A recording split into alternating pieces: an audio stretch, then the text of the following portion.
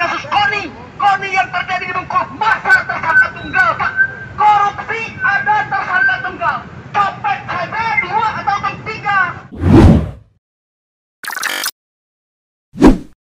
Kembali lagi di channel BDTV Cacamnian. Halo guys, informasi terbaru yang kita dapat. Salah satu organisasi masyarakat Provinsi Bengkulu, yakni Front Pembela Rakyat atau FPR, melakukan demo di depan Mabes Polri.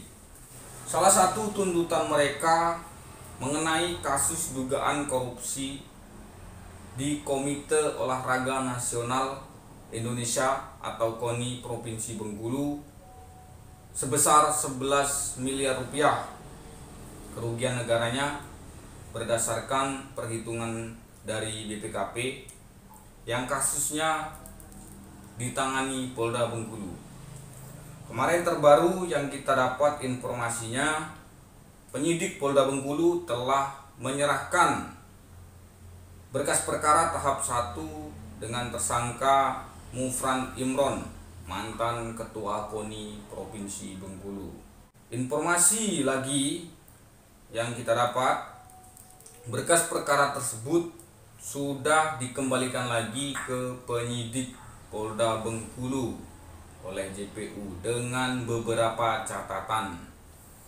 Salah satu catatannya yaitu menyarankan kepada penyidik untuk kembali memeriksa para saksi karena diduga masih ada pihak lain yang harus bertanggung jawab dalam kasus ini. Kita belum mendapat informasi lagi terkait perkembangan terbaru soal berkas perkara yang sudah dikirim lagi ke penyidik Polda. Informasi yang kita dapat sebelumnya, Polda Bengkulu telah memeriksa sejumlah pejabat di lingkungan pemerintahan Provinsi Bengkulu, yaitu Sekda Provinsi Bengkulu, sejumlah asisten di lingkungan pemerintahan Provinsi Bengkulu, Kepala Dinas BPKAD Provinsi Bengkulu, dan Kepala Inspektorat Provinsi Bengkulu. Ada juga para kepala cabang olahraga. Kembali ke aksi demo yang dilakukan Front Pembela Rakyat. Mereka menuntut agar kasus ini tidak hanya satu orang tersangka, karena mereka menilai bahwa dalam kasus dugaan korupsi itu tidak hanya satu orang tersangkanya. Nah, itulah yang menjadi salah satu tuntutan Front Pembela Rakyat melakukan aksi demo di Mabes Polri. Cacamnian.